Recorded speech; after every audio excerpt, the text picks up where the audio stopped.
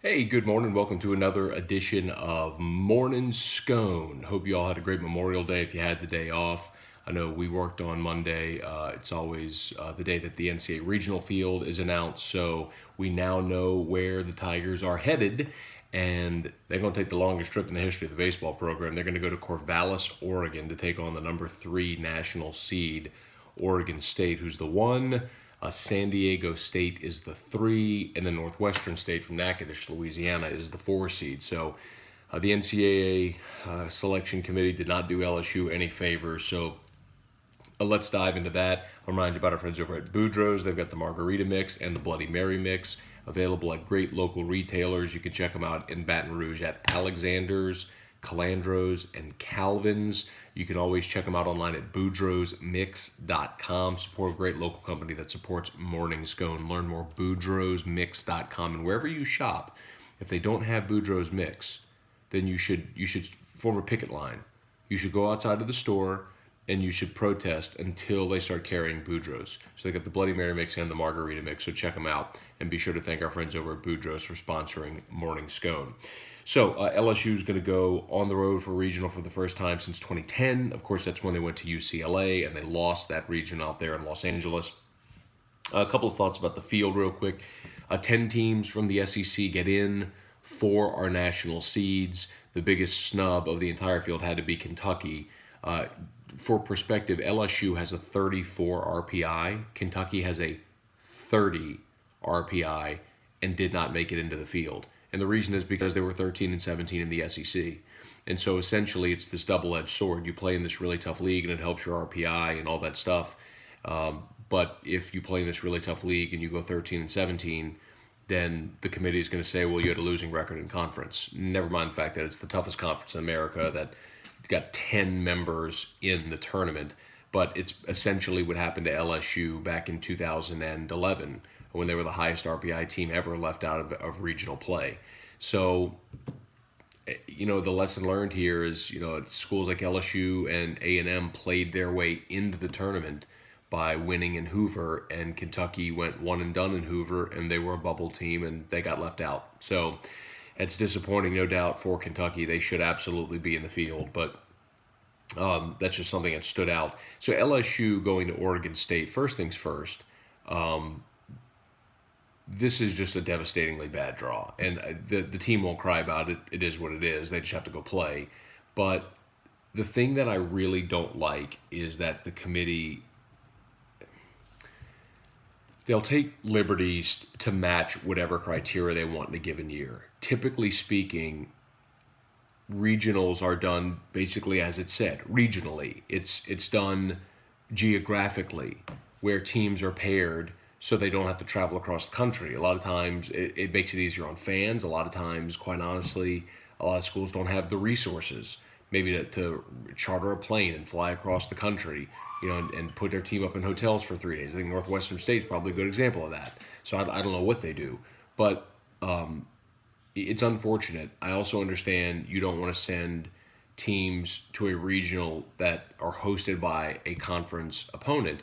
So there are 4 regionals involving SEC schools. It means there are 12 that don't. And, you have 2 of them out there on the west coast with Oregon State and Stanford. And, of course, you got the Minnesota regional up there in Minneapolis. But everything else geographically is closer to the Southeastern Conference. So there's at least 5, there's no less than 5 regionals that don't have SEC schools in them, or that aren't hosted by an SEC school that are geographically located, that you could have sent LSU. And instead you decided, hey, let's pack you up and send you all the way up to the Pacific Northwest. Traveled more than 2,000 miles.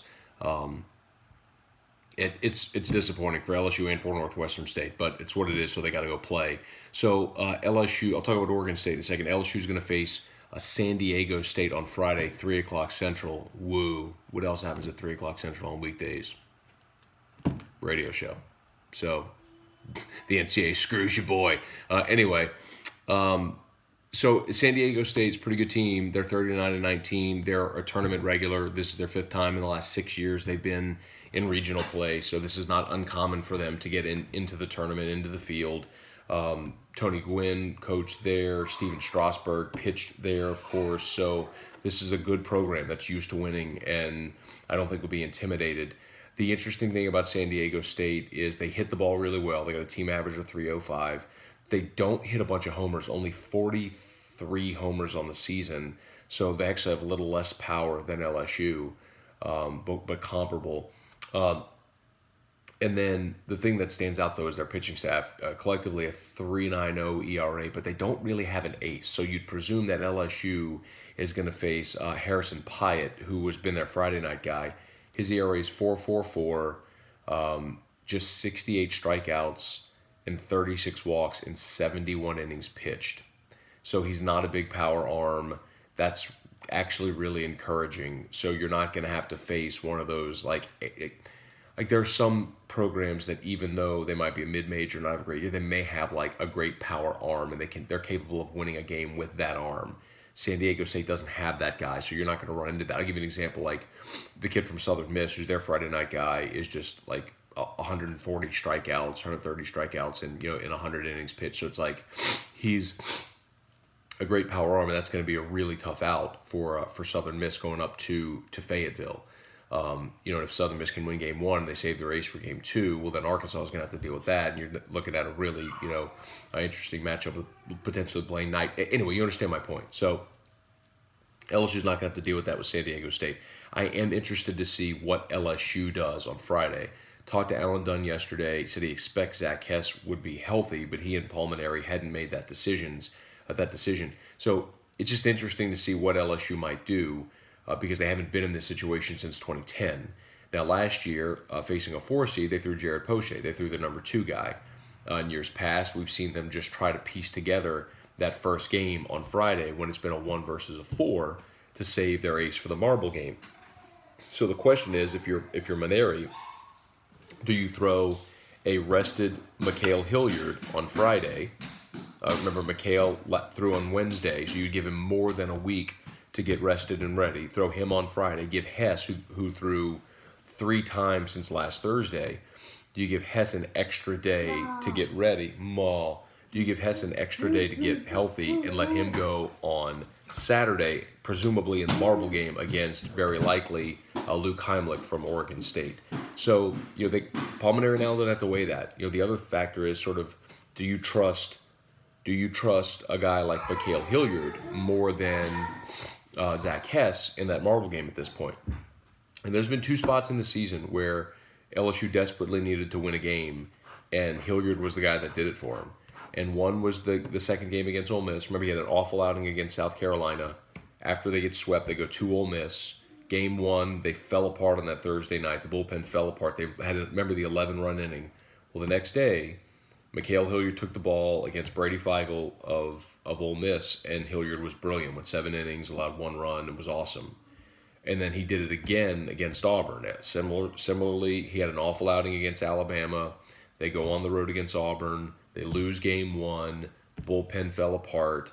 Game 2, they're facing Casey Mize, and Hilliard outdueled Casey Mize.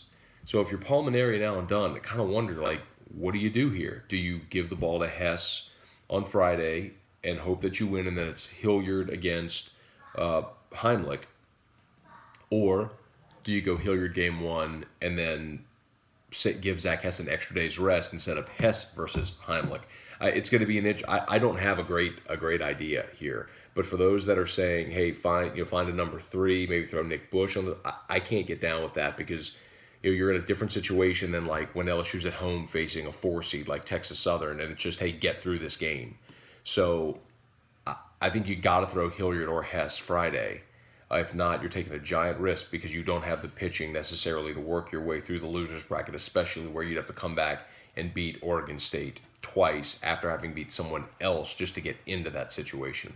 So it's going to be interesting to see. I've mentioned Luke Heimlich a couple of times. You probably remember that story from a year ago. Heimlich was the All-American pitcher, amazing season a year ago, and it came out just before Super Regionals that when he was a teenager, he had pleaded guilty to molesting a 6-year-old girl, his cousin, or his niece. So he's pitching. He's had a fantastic season. It's back in the news because he spoke on the record for the first time about it this month to the New York Times and said nothing ever happened. He pleaded guilty back then just to, expedite the whole process and have their family get on with their lives. The Texas Rangers have said they will not draft him. All of that is a relevant storyline. But what's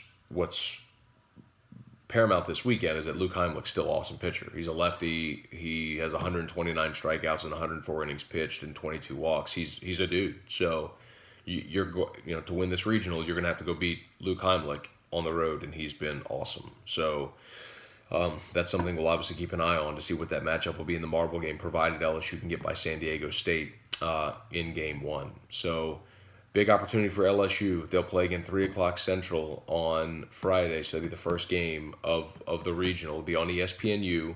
Should they win, they'll play in the marble game, presumably against Oregon State on Saturday night, which would be 9:30 Central Time. So we'll look forward to regional baseball. Oh, by the way, one more quick note. Myles Brennan spoke to something called CrescentCitySports.com and said he couldn't care less that Joe Burrow signed, meaning like and he said, quote, "the best will play."